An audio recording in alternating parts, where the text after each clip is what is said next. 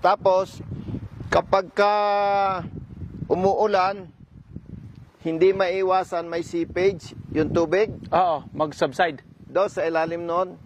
Hindi makokontrol basta yan lupa yan So yan katulad niyan Habang dumadaan yan, nagba-vibrate. Di ba? Oo. Oo. So, lalong nadidisturb yung foundation. Lalo pa kung umuulan, may tubig na sumisinip Oo. sa ilalim, no? Kaya napakadelikado niyan.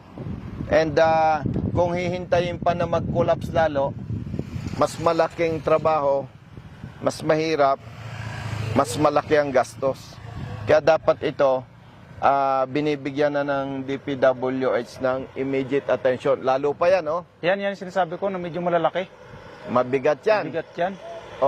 Siyempre, habang tumatakbo yan, nagbabibrate sa ilalim. No? Oo.